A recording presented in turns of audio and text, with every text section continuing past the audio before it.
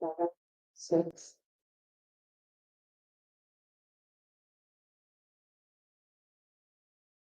Well, good afternoon, everybody. My name is Tony Raymond, and welcome to this afternoon session on smart photo editing for yearbook excellence. I'm here today to give you some tips and tricks on how to edit your photos and feel a little more comfortable in getting your photos ready to go to production in your yearbook. So when you're editing photos for a yearbook, editing does matter. Just like every written piece of work needs an editor, a photo also needs an editor. And especially in yearbook production, you're looking at creating history, you're recording history. So you want to make sure you get a real good, clear image of history. You're going to be recording memories, so you want to enhance those memories. I mean, that's probably partially what you're selling. And you're also creating a work of art. I mean, there is a lot of artistry in creating a yearbook. So whenever you get a photo in, it's really a good idea to have somebody at least look at it and edit it to make it the best photo that it could possibly be for your yearbook. So in here, we're going to talk about how to make a few thoughtful edits to your photographs and how to make them the best that they can be and get them ready for the folks at Entourage to do their magic. So to kick things off, we're going to have you picture this. Imagine that you're looking at two photos side by side. One's too dark, the colors are off, and the main subject is lost in the background. Okay? And the other is bright, well balanced, and draws your eye to exactly where you want it to go. That's the power of editing. Just like you see here, these are two photos that I took just this past summer down in Florida. And the first one was how it came out of the camera, and the second one, on the lower right, is after editing. And it makes quite a difference. Same is going to be true for your yearbook photos. So today, what I want you to really walk away with is some understanding of some essential photo editing techniques and principles. Apply some basic tools in editing software, and I'm not going to get software specific. I want to try and give you some of the things to look for in whatever program you're using, and then learn some practical tips for consistency and quality. Okay. So when you're editing, you want to make sure that to get your photos yearbook ready, you want to make sure that your photos are clear, well composed, and print ready. Now, obviously, you can't help clear in the post-processing process. That's the photographer's job, is to get you clear photos. The well-composed piece is a team effort. You can create a well-composed photograph in the field on the camera, but you can enhance that a little bit once you get it back in post-processing. And then to get it print ready, that's the post-processing job. That's where we're going to work on getting your photo to look the best that it can be. So how do we get them there? Well, your faces in your photos should be clear and well lit. Remember, you're creating memories, you're recording history, and you don't want somebody to open up a yearbook 30 years from now and go, gosh, I don't remember who that is. I can't even tell who that is because their face is either dark or blurry or out of focus or in the shadows. And you also want to have proper composition and cropping, and we'll talk about that. And you also want to on your color balance and your brightness. You don't want them too dark because photos in print are not as forgiving as photos on your screen. And so therefore you have to take more care in prepping your photos to get it ready to go to print. So the first one is, let's get faces clear and well lit. So obviously you want to get your photographers to light the photo correctly, but sometimes, as we all know, that doesn't happen. Sometimes the flash doesn't go off when you want it to go off, or it's a cloudy day, or they're in the shade. And somehow the photo doesn't come out the way you want it to, but it's the one shot you need. So that's where the editing comes in. So you can adjust it both in the camera ahead of time, and you can adjust it again when it comes back into the editing suite. Obviously, you want it to be perfect coming out of the camera, but it's not always going to happen, and you can't always count on that. So that's where the editing comes in. Okay. You also want to work on composition and cropping. Obviously, when they're out shooting photographs, the photographers are going to be shooting for the moment, trying to capture the moment as quickly as possible. It's only going to be a one and done kind of thing, much like a soccer game. A person standing on the sideline wants to try and capture the action and the moment that it happens. Sometimes, though, they're shooting at such a wide angle that they actually lose focus of the picture. That's where cropping and composition come in. In post-processing, you can actually eliminate parts of the photo that no longer really help tell the story, or that are really not the focus of the image. So by cropping it in to this, like an example of this soccer picture, you can actually focus your viewers' attention to what you want them to focus on. So by using a little bit of cropping and a compositional philosophy, you can actually zero in on the topic of your. Now, when you're working on composition and cropping, some of the information that you really need to pay attention to is where you crop. If you crop in certain places, it makes the photo look really awkward.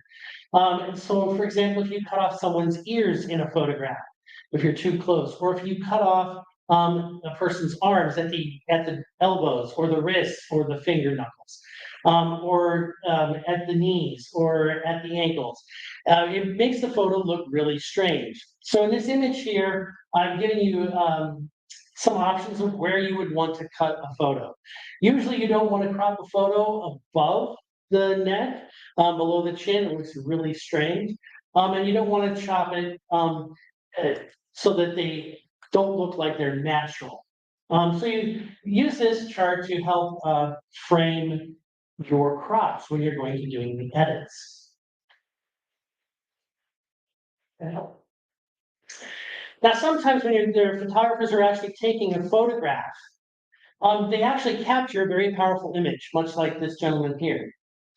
However, sometimes you may not realize you have a much more powerful image if you would crop it or bring it in, such as this. So sometimes you're not only correcting an image, but you're actually enhancing an image by doing a crop and focusing in on a part of the picture to tell a totally different story.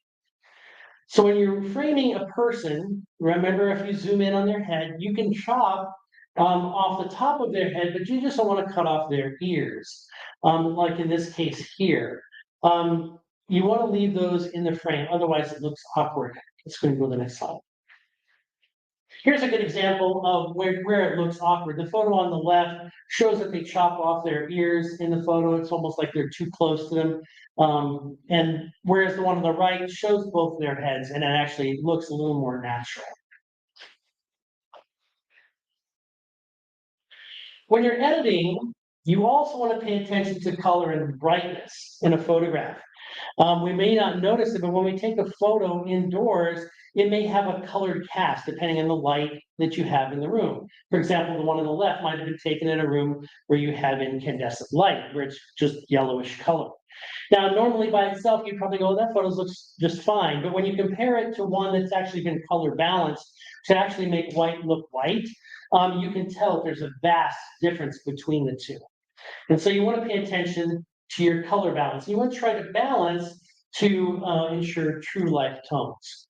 Okay, otherwise it's going to look really weird or green. You also, when you're working on photographs, editing them, you want to take into account how they might play into your layout in the yearbook. For example, the quarterback looks like he might be passing to the running back in the middle of the frame, and then you've got the running back into the frame, and then you've got the defensive player down there looking like he's going to charge the other player. So you might want to think about how they might be cropped so that you could use them effectively in a layout to create a visual image that's much more powerful. So let's talk about the core editing techniques. I've already talked about some of those. Let's talk about some of the editing techniques. So we're going to talk about cropping and composition and how to do that. We'll also be talking about some lighting and exposure, and we'll talk about color correction, and then we'll touch briefly on touch-ups as well. So when we're talking about cropping and composition, cropping is nothing more than just cutting off parts of the photo you don't need or that don't help tell the story. Usually in your software editing program, underneath your edit menu or over on your toolbar on the left side, most of them are all pretty much the same, you will find a cropping tool that looks like two L's that are interlocked. And that's your cropping tool. And what that will do is it'll allow you to resize what's actually seen in the image. Where you have a full frame, you can chop out just the pieces you don't need. Okay? Now, composition, though, is one of those things where it tells you where things are in the frame. So, for example, when you get an image, you want to consider dividing it into the rule of thirds. The rule of thirds basically puts a giant tic-tac-toe board or hashtag or whatever you want to call it over the picture and divide your picture into 9 squares. The emphasis of your photo should be where the lines intersect. Okay, and if you have something that's vertical, you want it to be on where the lines are vertical. And if you have something that's horizontal, you want it to be where the lines are horizontal. So for example, if you were taking a landscape photograph, you would want your horizon line to be on that bottom third if you were emphasizing the sky, or you would want it to be on the top third line if you were emphasizing the foreground. In this case, we've got the athletes here, where they are the actions happening on the left side of the screen. So it's been cropped or composed so that the 2 athletes are on that left vertical third and that their heads are roughly on the top vertical third. That makes that a much stronger picture than if you just left it uncropped. Okay. Now, when you're talking about lighting and exposure, there are 4 things you need to consider. One, you need to consider brightness and contrast. Now, obviously, the brightness and contrast are things that the photographer can help with, but you can actually improve once you get it into your photo editing program.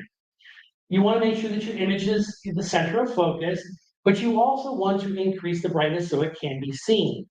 Now, you don't want to increase it too much because if you overdo it, then you start losing some of the detail in the photograph. So you want to be very careful about how you increase your brightness. On lighting and shadows, you can also adjust the shadows and highlights. Whereas the brightness and contrast brings up all of the brightness and contrast, the shadows and highlights only focus on those dark areas and those light areas that you can adjust. So both of these features, all of these are hidden somewhere in your editing menu.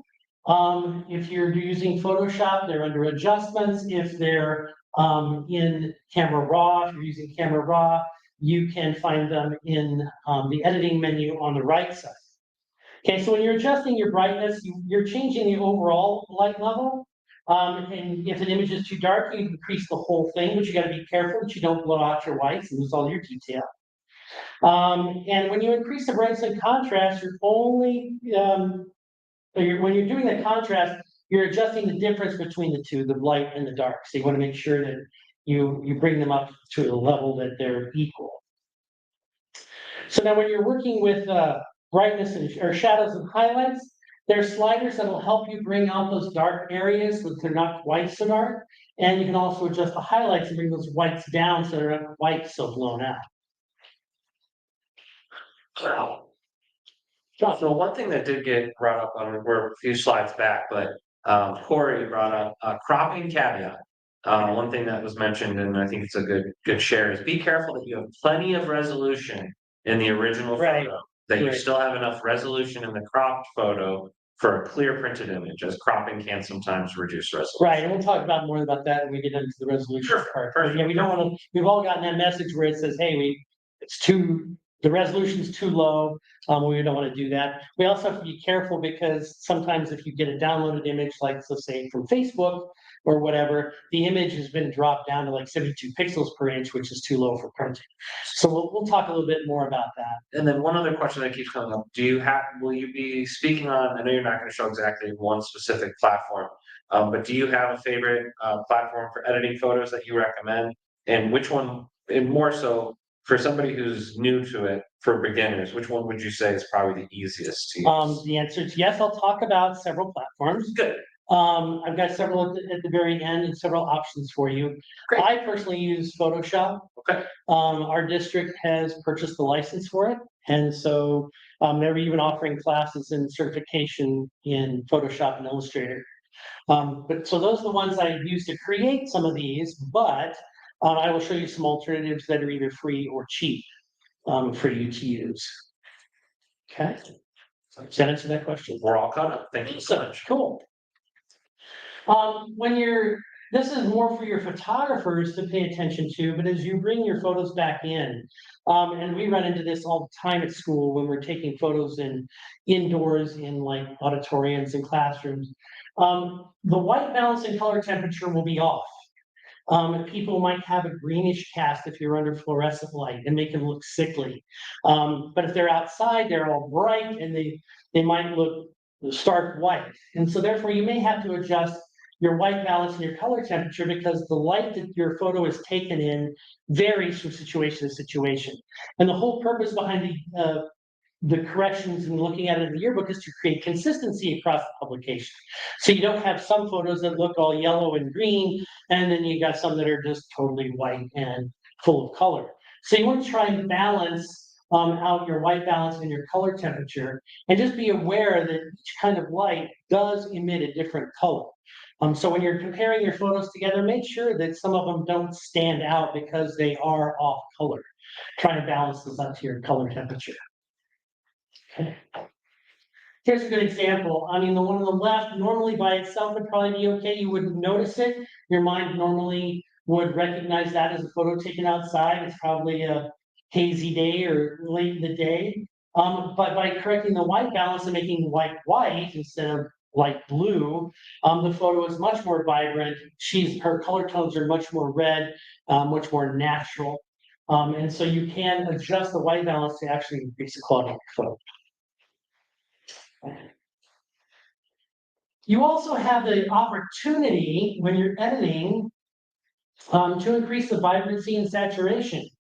Vibrancy and saturation are two controls that are similar but a little bit different. Vibrancy affects the intensity of only the less saturated colors. So in the photo on the left, you can see that she's not quite, she's kind of washed out, kind of pale looking. But when you increase the vibrancy, she now gets some reds in her flesh tones. The colors look a little more green in the leaves. The reds are a little more intense. Saturation, on the other hand, is much more heavy-handed, and it raises the intensity of all the colors. And if you do it too much, it'll almost make it look fake. So when you're using vibrancy and saturation, please be aware that when you adjust one, specifically saturation, you can make your photo look really strange. So, but you can increase the color of that image just by adjusting those. You've got to pay attention to that because you don't want it to look fake when it's printed. Because if a photo has got too little color, it will look really dull in your yearbook, and you don't want it. Okay, touch-ups. And I know this is going to raise a lot of issues. I really didn't want to touch too much on this, but I think it's important that we at least mention it. I know that some of the Photoshop tools that are available make it easy to manipulate images. And then, of course, there's always AI. In some cases, and I know this has been brought up before, is that they've used editing tools to shed a few pounds, get rid of double chins, and in some cases, specifically for the yearbook, photos were edited to eliminate bare shoulders or cut off cleavage or what have you. So that's something for you to decide is with your school and your editing team and your administration. I try to avoid that. I try to avoid using photos that might even have a remote possibility of being controversial. What I'm talking about here, though, is using those tools to cover the zids. Basically, just cover the zids. You've got a healing brush tool on pretty much most of the software packages. If you look over on the toolbar, it looks like a little Band-Aid on the side. And it's usually just a quick little brush to touch up a photograph. Senior photos are a real good place for this, to get rid of that zit that pops up the night before you take the photo. But as a yearbook editor, it's not my job to, take off your double chin or suck in a few pounds. I mean, it's like, that's the way it is. But during this time of your life, you're obviously doing this for the kids. They're very self-conscious, very self-aware. So there's always a chance that you go in, you just touch up a brush and get rid of a zit or two and call it good. So yeah, think about the healing brush, but please use it wisely and judiciously. You also want to use a sharpening tool. There's also another tool on the left side on the toolbar and in your edit menu that's sharpening. It helps bring out some more clarity in the face. If you can see in these two pictures here of JJ, on the left, his face is slightly fuzzy, but on the right, after we touched it up, we sharpened it a little bit, and his face is a little bit more clear. And the key to using a healing brush tool or an editing tool along these lines is subtlety. I mean, if you take these to an extreme, it'll make it look cartoonish. And it'll really make it look like it's been edited. If you're doing editing at all, please use a light. Okay. Do we have any questions about that? I know that's a controversial topic regarding touching photos. So we're on a 30-second delay, so we'll have to give them a second to That's catch fine. up. Does anybody have any particular questions? Like Tony has said here, the touch-ups is a touchy subject. Touchy subject. For lack of a better way to put it, right? Rebecca says, I like to remind my students to think of touching up photos to enhance the natural appearance and not to change it. Yeah, that's it. It's the minute you start changing the context or content of the photo, yeah, that's where it gets into that gray area. That's rule of thumb. If you can see the edits, you've done too much. That's right. If you can see it, you've done too much. If it's too obvious, yeah. All right, keep me posted if there's any more. Yeah, and I'll raise my hand, but Okay, cool. you can keep moving along if you like. So now can we come to that point, and I'm probably going way too fast for this presentation, but I wanted to give you some tools and resources to look at. Obviously, you've got Photoshop and Lightroom, and they are very much they're very similar. Lightroom's got more of a library kind of feature to it, but it has some of the tools that Photoshop's built into it. I'm surprised they haven't merged these tools at some point. But normally, when you open up an interface, for most of the editing programs, they're going to look very similar to the Photoshop interface. You're going to have a menu down one side, you're going to have a menu across the top, and then you're going to have some sort of panel on the right side, which is designed for all of your edits and your filters and your layers. Usually you can find your tools at the top, either under edit or under image. And in this case, I've shown you the image, and then I've gone down to adjustments, and you can see that you've got brightness and contrast controls. You've got more advanced controls like levels and curves. You can adjust your exposure. Here's where you can adjust your vibrance. You can also adjust your hue and saturation. That's where that saturation comes into play. You can adjust your color balance. You can make the photo black and white. That's another good edit to know about. If you have a photo that is really wonky color-wise, try and make it black and white and see if that helps. So I did give a little bit of an answer in the chat to this because I've been actually doing this recently, and so is Tori, who's not here now. But referring to the cartoonish, if the students want it, is there a way to convert a photo to a cartoon?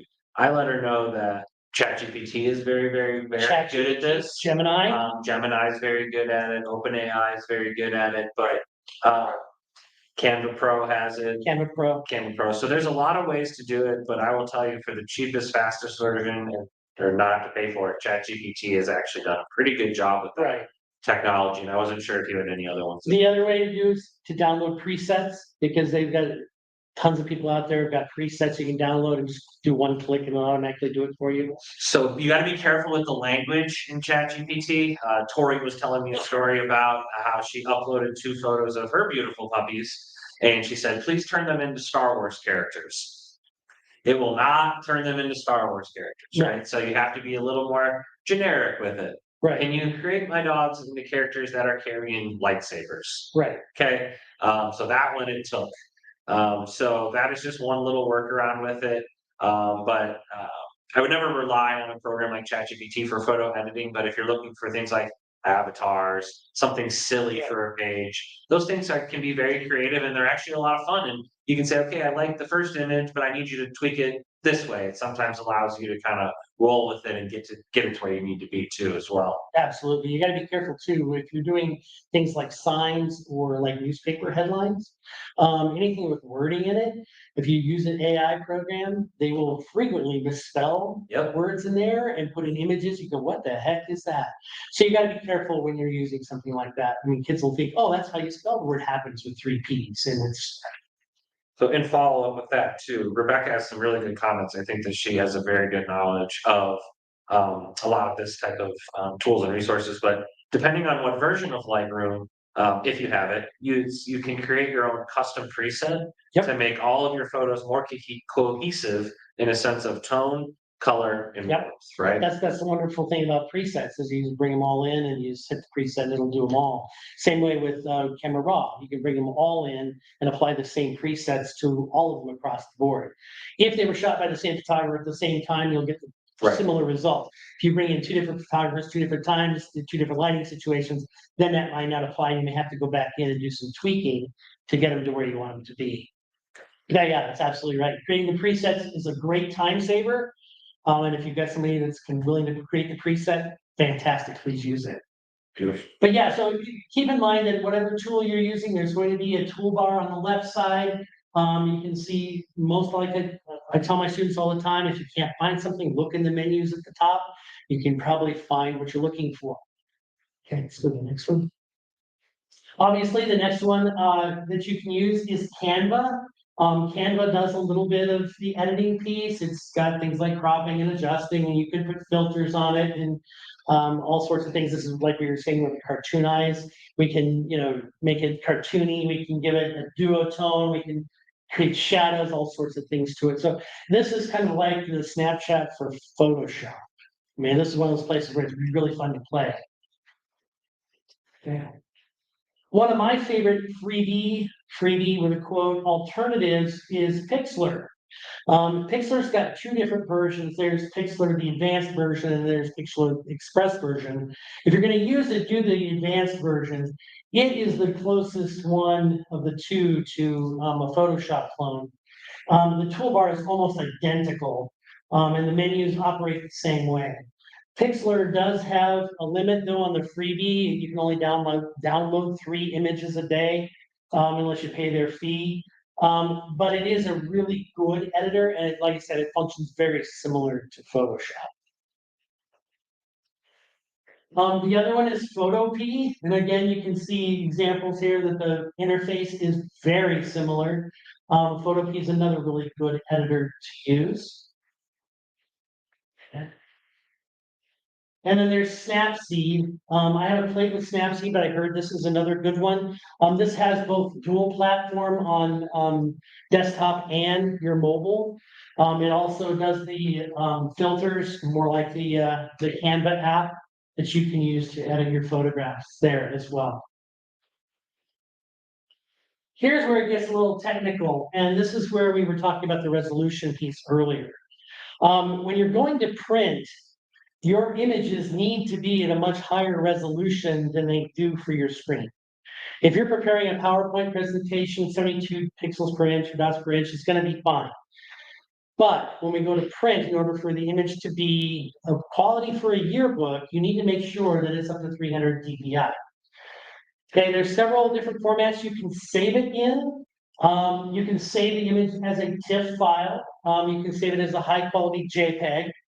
And according to Entourage, they can accept JPEG, JPEG with an E, PNG, and HEIC, which is the format that comes off your cell phone as an Apple, correct? I'm a Droid user, so I don't use HEIC much. Me too.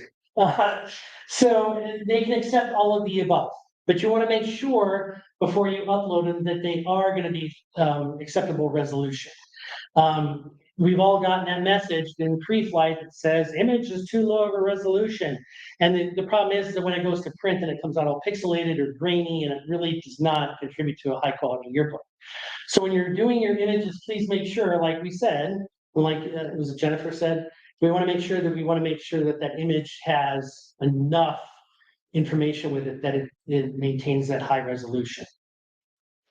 You don't want to use overly compressed images. like those downloaded from social media. And we ran into this with our seniors. They would take a photo on their phone and upload it to social media and then download it to the school for their senior photograph. It's just not acceptable. The image gets compressed so much, it looks so terrible when you actually put it in a yearbook. So try to encourage your students not to download any images from social media if you can help it. One of the things that I struggle with too, and I know that a lot of people do, is file organization. How do you keep track of what file is what? One of the things is you should really work on developing some sort of naming convention so that you have some sort of consistency in your file management so you can find photos. And this is like I said, this is one of my weak spots that I have a trouble with is keeping keeping them all nice and neatly organized. You want to obviously organize them by section. I mean, it's really nice that on Entourage's EDO platform, you can actually organize them by event or by club or by date, by just creating a folder. So that's awesome. But on your computer, you want to have some sort of organization system. I would recommend too that when you're editing a photograph, you don't edit the original, you make a copy and then edit it. Because if something goes horribly wrong in the edit, you actually have a copy. So you want to make sure that you have accommodations to have a copy and have the original so that you can edit it again if you need to. If some kid edits the photo and they do it, then you can go back and edit the original. I think this is a question that we get all the time, every single year at this conference, and we talked about it a little bit yesterday. Using a cell phone photo is okay, right? If they don't zoom in and pixelate it, right? To a degree. To a degree. I mean, This is a really good question, though. it is. It's one of those questions that it's 6 to 1, half a dozen to another. And it all depends on the quality of the photographer. Because if you whip out a cell phone out of your pocket and you take a picture, the chances are that your fingerprint is all over the lens. And so therefore your photo is going to come out all hazy. Quality wise, some of the cell phones now are taking decent photographs. I mean, they're using I'd never be as good as a Canon or DSLR, any of that, but they're getting pretty darn good. They are getting good. And so yes, I will do a qualified yes. They're okay to use. Again, you've got to be careful that you don't over crop them and that you don't blow them up too large, just like any other photograph. So yes, for senior photos, I would say no. I would kick back a senior photo that's a selfie on their phone. So that's a personal thing. I prefer just getting a camera. And in our school, I offer to take the seniors photos for free if they can't afford to get it done or whatever. Sure. And it's like, come into the lab, we've got a full studio, we'll take it. I'd rather do it that way, make sure they get a good photo rather than have a selfie that's got a stain on their shirt or whatever. So yeah, so I would definitely make sure you have some sort of file structure. Again, try to edit a copy, not the original, so that you always can go back to the original and re-edit if you need to. Yeah, and then come up with some sort of naming system. All right, one of the things that we're working on for yearbook, and then this is where the preset comes in, is you're looking for consistency. You want to have consistency both in the production process and in the final product to give it that polished look. I mean, you want to have a high quality yearbook. You don't want to look like, unless you're going for that. I mean, if you're going for a book that looks like a scrapbook and it's got selfies and stuff in it, and that's great.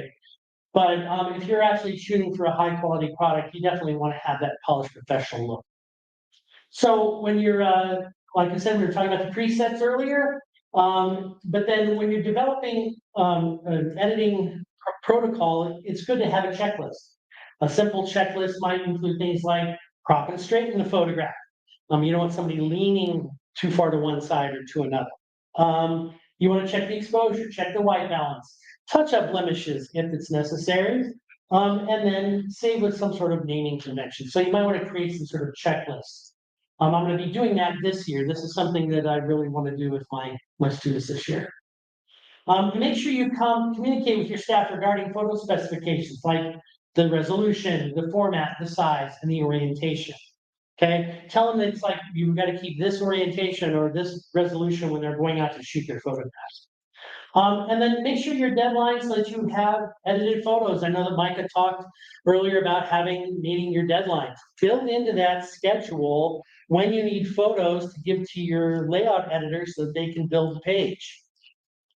You don't want to just say, okay, well, we need to be working on this page then, but then the deadline for the photos was never stated, so they don't have the photos ready. So build that into your schedule. And then find resources and links to tutorials and how-to guides on your chosen software. There are tons of resources available on YouTube. You can just Google Photoshop tutorials, you'll have tons of them. Or you can contact anybody at Entourage or any one of the advisory staff. I'd be glad to help share those resources with you as well. But definitely look up some of those how-to guides and keep them handy for your staff. Post them on Google Classroom or Schoology or your intercampus network, so that they can download them at midnight when they're working at home on their photographs, and they don't have to call you and wake you up. Okay. All right. So at this point, I know I'm way early. So I wanted to open it up for questions that people might have had about photo editing and photo software. And if they had any specific questions, because I know that this is one of those things that for every yearbook, it's different. For every situation, it's different. And if you guys had questions or concerns, now's the time. So I've notified them, said, okay, folks, question time, let's fire away. And I said, we were happy to go back to slides if they have specific things. So we can give them about 20 to 30 seconds to get caught up. In terms of actually editing photos for your particular yearbook class, is this something that you have all of the students do, one student try to do it too? Is it a tool or a trade that you think more than one person should do on a yearbook, or is it better to have one hyper-focused person that can kind of help you out throughout the year? I think everybody should know how to do it, because when they go out and grab the camera to go out on an assignment, they need to know how to compose a photograph. They need to know how to get the white balance in the camera. They need to know how to set the exposure. So everybody should at least know that part. There should be at least one photo editor that, besides me, that is actually looking at the photos and saying, that's a good one, that's a bad one, we need to tweak this, we need to crop that. And then they need to consult with the layout editor, because they're gonna go, well, that's not gonna fit, we need to crop to a 4x5 instead of a 2x3. So yeah, there should be more people involved in the photo editing process. Do you find that assigning a photo editor for a yearbook class or club is just as integral as like kind of assigning an editor in chief? Absolutely. Okay. And Absolutely. why would you say that is probably just as important as having like an editor in chief? The yearbook is a story, and the story primarily is told through photographs. And so if you look at a yearbook, yeah, there's some journalism in there if you've got it, but in our case, the yearbook is told through pictures. And so we want to tell the story through the pictures, and so the only way you can do that is through high quality photographs. So what is the first step for kids who have never done anything like this? Like if you had to give them one or two things to really get them jump off, but also be beneficial for the yearbook program and the final product, what would be some of the one or two first steps that you would recommend taking for someone who's completely green to doing something? So photo editing, I would have them drop in and then give them some bad photos to edit. I would let them say, okay, here's a photo you just got from a photographer. Let's get in and play with it, and then actually walk them through a correction. Set it up in your editor with whatever it might be, whether it's Photoshop or Pixlr or whatever, and then actually have them play with it. Learn where the tools are, learn what they do, and then walk them through the correction process to get it to where it's photo ready. Absolutely. So I do all of the editing, but want to teach my students because it is a lot of work. It's a lot. It is a lot. It is a lot. One person had mentioned, I love the white balance check. I didn't know that was even a thing. Yeah, there is back to the Photoshop. Yeah, that was one that was very interesting too. In the if we had an actual computer here, I could show you, but underneath the menu, there is a white balance option, and usually it will give you a slider it'll pop up with a pop-up menu, and there'll be a slider that you can adjust that one way or the other. And you can, there, I'm gonna tell you right now, there is no number. I'm not gonna say, oh, it has to be set at 7,500 Kelvin. No, the number is irrelevant. What matters is how it looks and how it looks in relation to your other photos. So when you click on that white balance in there, you will get an adjustment, and it's a slider, and it's a matter of taste. How much do you want it to be white, or how much do you want it to be a little bit warmer? It all depends on your layout too. If you've got a blue layout, you probably don't want to have a lot of warm photos. You want to have it lean more toward the bluish side. So it's just a matter of taste and your creative eye in determining what color that's going to look like in your layout. Now, there is an auto feature, don't get me wrong, and on all of these, there's an auto feature that you can go, hey, I don't know what I'm doing, click the auto. Is the auto always right? No, just like AI, it needs to be tweaked. I mean, it's not gonna be perfect, but it'll get you close. So what do you think some of the biggest faults, everyone thinks with the AI auto, it's like, okay, I just do this and then everything's perfect, right? So what do you find are some of the biggest pitfalls or some of the programs or some of the, like edits you can make that have an auto setting from a photo editing standpoint that you think can create or cause the biggest issues if you're just like, oh, I hit the auto button to be able to do this. Like, is there a particular one that causes more issues than another? Or is there ones that you would recommend staying away from at the beginning because you should be more seasoned veteran in learning how to set up those like auto set features? Does that make sense? I'm sorry. Yeah, an idiot. I mean, the auto feature is great if you know what to do after hitting the auto button. Okay. I would recommend, before you actually do this with kids, get in there and play with it yourself, with whatever editor you're using. Grab a photo, play with it, see what it does, and then work with it with your kids. And then show them afterward how to use the auto feature. It's kind of like when I was learning to drive, my parents taught me how to drive on a stick shift. Because they said, if you can drive a stick shift, you can drive anything. Well, in Photoshop, you teach them how to use the manual tools of color balance and blue, vibrancy and saturation and all those tools. If you can teach them what those are and how to manipulate them, the auto will get them close, but they can still do the auto, but they know how to actually manipulate the various components. And then you can still, if you do use the auto feature, you can still edit them further manually, right? Oh, yeah, It's not just like, okay, it's locked in. So there's still, sometimes you can kind of use it, I feel like, to get into a better spot than the original is in. Yes, the auto gets you to the Right. ballpark, and then you can manipulate it once you're in there. It's like, oh, I need to tweak just a little bit more, or I need it a little bit less. Or again, the auto's trying to shoot for the middle of the road, and it's not pushing it one way or the other. And maybe you might need to push it one way or the other. And I think that highlights my overall point. This AI generation, the auto features that are coming in, they will make our life easier, right? But at the end of the Yeah. day, you can't just accept what it gives you to be Bible, for lack of a better word. It's not always going to be exactly right. Particularly on the Chat GPT side, you still need to reread what it gives back out to you, right? Just like with an auto changing feature for pictures, it's the same. It's the same thing there too. Make sure you're taking that extra 2 to 3 steps at the end to recheck it and make sure that it feels like it's in a good Exactly. spot. And then you may find that once you start putting it in your layout, you may discover that one photo is a little bit off. You may have to go back and re-edit it. That's why I say save the original, because if you have the original, you can go back. Because sometimes if you're editing in a JPEG, for example, you may not be able to correct whatever you need to correct.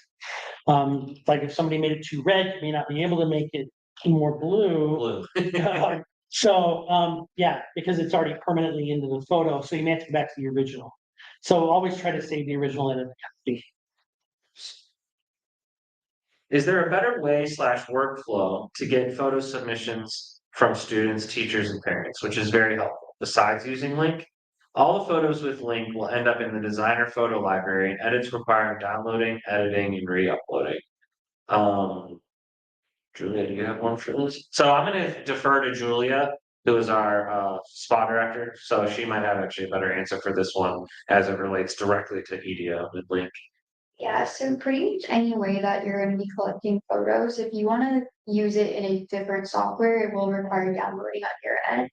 The one good thing about EDO Next, well, among the many good things, is there is some limited photo editing straight in there as well.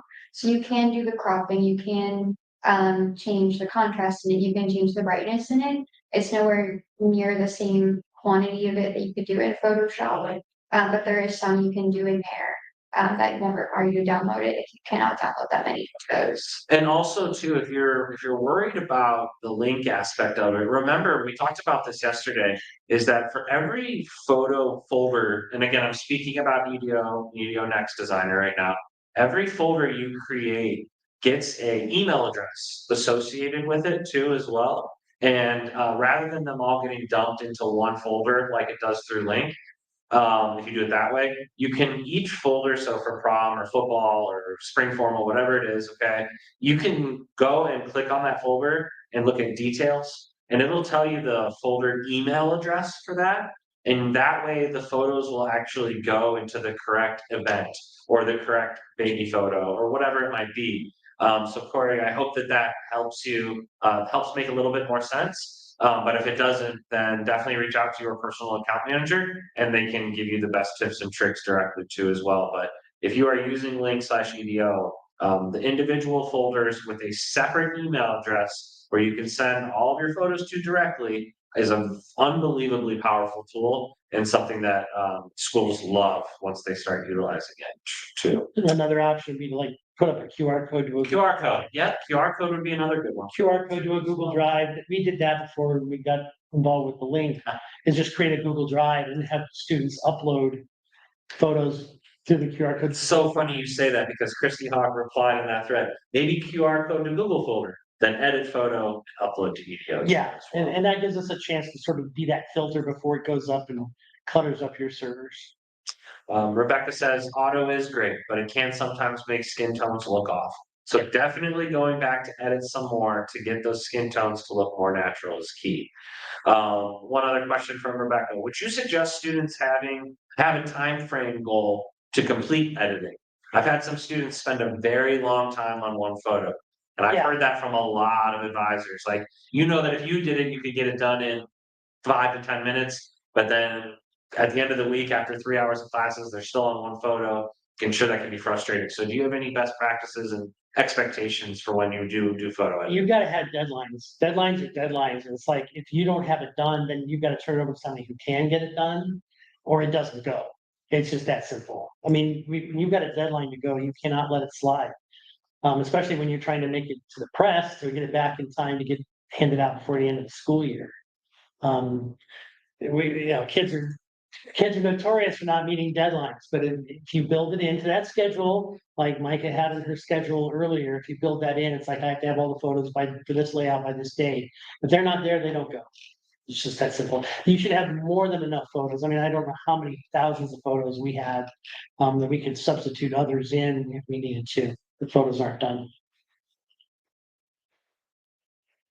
All right, I think it looks like we are coming to an end. I believe we've caught up Good. on everybody's questions, but let's just see if there's any last minute stragglers here. Or Tony, did you have anything else? We have about 10 more minutes if you wanted it. I'm gonna put my Oh, yeah, email up here. Next one. There we go. I'll put my email up here. If you have any questions, you want you want the PowerPoint or whatever you need. If you need some resources on editing, I can send you that stuff. Because I do teach photography to my students, and do teach Photoshop. So I can send you those tips and tricks and all the stuff that we've got in curriculum as well. So I'm more than happy to share. Just shoot me an email at that address. It's WARaymond@aurorak12.org. And I'll be glad to share with you guys.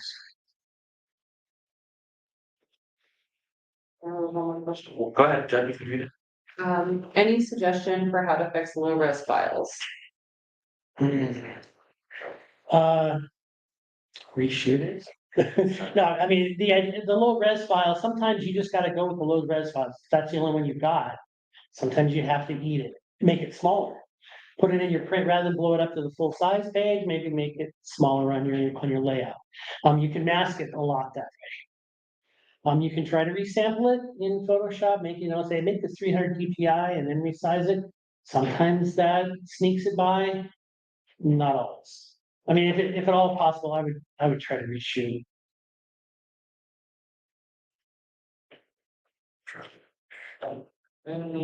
Any suggestion for how to fix low res files? Oh, Obviously- sit down. Oh, Yeah. I'm sorry, the one No, that's- above that, I'm reading the wrong one.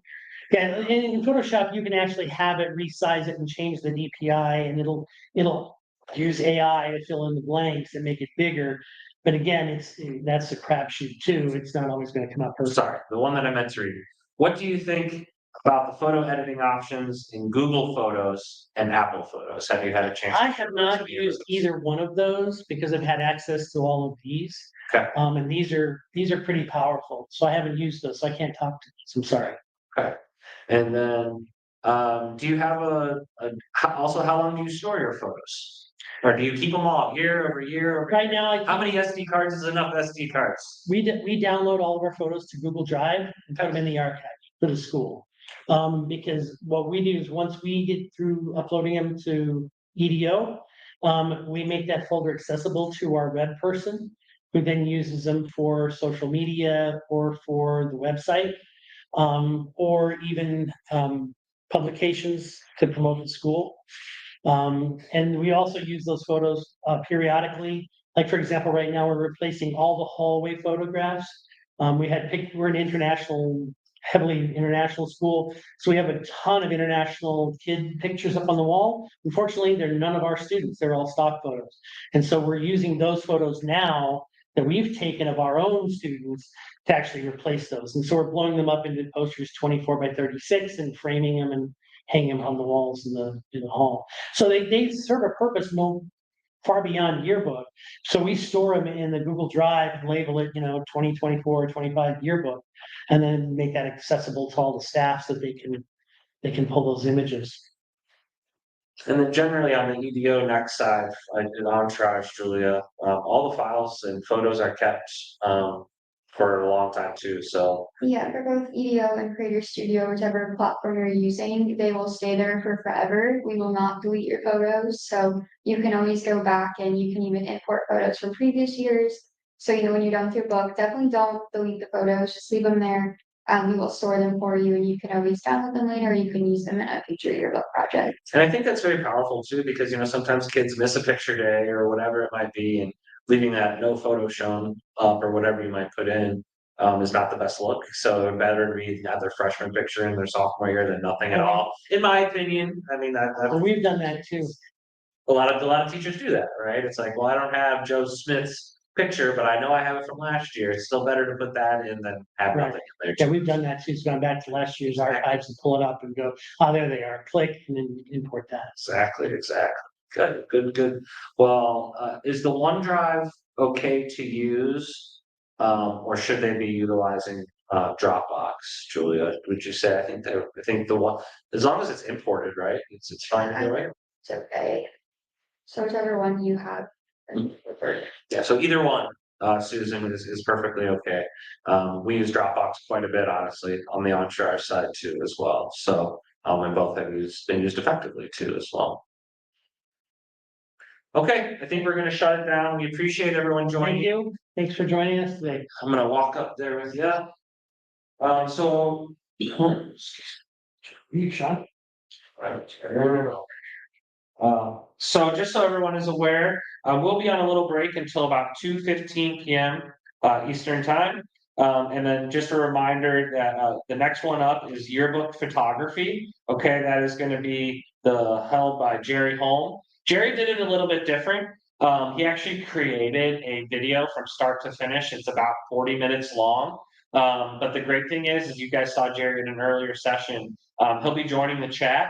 He'll be sure to be answering questions as it goes along, as will all these other awesome yearbook advisors like Tony and Micah, and all these people that we've had present over the past 48 hours. They will also be in there too as well. So a little bit more of an interaction in the chat for the next one, but we'll obviously have myself and the moderator sitting here in case anything comes up during that presentation.